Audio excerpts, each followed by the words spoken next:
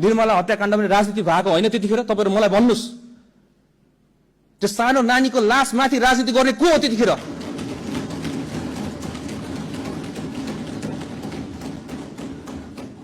त्यही भएर यसमा हामीले गर्नुपर्ने हाम्रो आफ्नो दायित्व, नेपाल सरकारको तर्फबाट दायित्व हामीले 1 इन्च पनि हामी छोड्दिनौं। हाम्रो आफ्नो कर्तव्य पुरै गर्छौं। अगाडि आउनुहुन्छ म्यानेजरहरूले एकदम ल भन्दै घुलमिल गरेर बोल्नुहुन्छ, पछाडी गरेर के गरेर बोल्नु भएको थियो? सदनमा जे बोल्नुहुन्छ त्यसै गरी हामीलाई बाहिर ट्रिट गर्नु न, अनि पो हामीलाई थाहा हुन्छ त। यो हामीलाई मन पर्दैन यो पर्दा पछाडीको खेल। त्यही भएर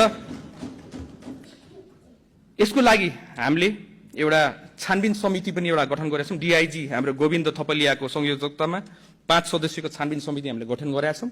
3 जना अहिले हामीले छानबिनको लागि सोधपुछका लागि नियन्त्रणमा लिएका छौं। महानगरपालिकाको प्रहरीहरू उहाँहरूलाई नियन्त्रणमा लिएको छौं। अनि यसमा हामी निष्पक्ष हिसाबमा हामी छानबिन पनि गर्छौं। आफैले सोध्नु होला जतिजना मान्छेले त्यसलाई स्टन्टबाजी भन्नुभयो, क्यामेरा लिएर हिँड्छ भनेर। क्यामेरासँग भाग्ने मान्छेहरू हामीहरू। क्यामेरा आएर बोलेको तपाईले हतपत्त हामीलाई देख्नु हुँदैन। हामी फिल्डमा उतरेर काम गर्ने मान्छेहरू हो। हामीलाई त्यति राम्रोसित बोल्नु आउँदैन होला, तर राम्रोसित काम चाहिँ गर्नु आउँछ। आफ्नो देशलाई जोगाउनु आउँछ। चाहे तपाई नै होस्, तपाईको जिम्मेवारी पनि हाम्रो टाउकोमा छ।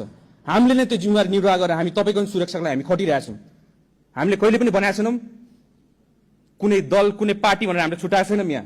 तर पहिला के हुन्थ्यो, हामी पहिला बस्दाखेरि एउटा नागरिक भएर हेर्दाखेरि के हुन्थ्यो, यताबाट एकजना उफ्रिनुहुन्थ्यो, उताबाट अर्कोजना उफ्रिनुहुन्थ्यो। दिनभरि त्यो ड्रामा हुन्थ्यो हाम्रोबाट यहाँ। तर अब हामी नसुध्रेर कहिले सुध्रिने? त्यही भएर हामीले हिजो अथाक प्रयास गरेको, प्लेन श्री एयरलाइन्स रेडी गरेको, पर्मिसनहरू लिनुपर्छ लिएकै हो। तर डाक्टर्सहरूले स्टेबल राख्नु पर्यो, पेशेन्टलाई स्टेबली ट्रान्सफर गर्नु पर्यो। अब उहाँको ब्लड प्रेसरै लो भइसकेको थियो। ब्लड प्रेसर लो भएको टाइममा हामीले उहाँलाई लाँदै गर्दाखेरि केही गरी घटना घटिहाल्यो भने त हामीले त बचाउने उद्देश्यले गरिरहेको हो नि त। डाक्टर्सहरूको रेकमेन्डेसन त बुझ्नु पर्यो।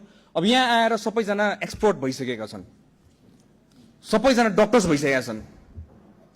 त्यहाँ डक्टर्स एक्सपर्ट्सहरू, नेपालको विज्ञ डक्टर्सहरू सबै हामीले राखेका थियौँ त्यतिखेर। कुनै हालतमा बचाउनु पर्यो हामीले भनेर भने त। तर त्यही पनि त्यो जिम्मेवारी कसको थियो? स्थानीय तह त। स्थानीय तहको सरकार कसको छ अहिले नेपाल अहिले काठमाडौँमा? तपाईहरु आफै भन्नुस्, स्थानीय सरकार कसको? व्हील लक लागेको कसले? हामीले भनिराख्नु पर्ने। अनि त्यो दोष पनि हामीले भोग्नु पर्ने। हामीले आफ्नो जिम्मेवारी निभाउँछौं, जोसुकैले गरेको होस्।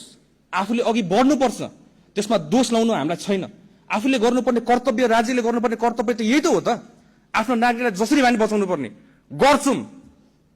3 रात सुत्नु नपरोस्, 4 रात सुत्नु नपरोस्, हामी सुत्दिनौं। आफ्नो नागरिकलाई बचाउँछौं। हामी प्रयास गरेकै हो मान्छेहरू।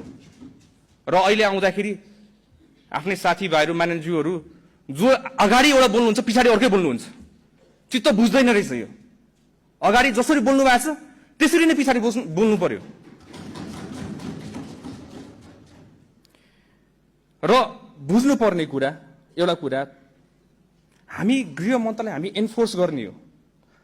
ट्राफिकको फाइन कुनै लाउँछ भने ट्राफिकले फाइन त उहाँहरूले कोर्ने होइन नि त। भौतिक यातायात मन्त्रालयको विभाग छ, त्यहाँबाट नियम कानुन बनाएर हाम्रो सदनबाट पास भएर बल्ल त्यो विधेयक हो। तपाईहरुलाई सिकाउनु पर्ने मैले जो भर्खरै राजनीतिमा आएको त्यो विधेयक हो भनेर।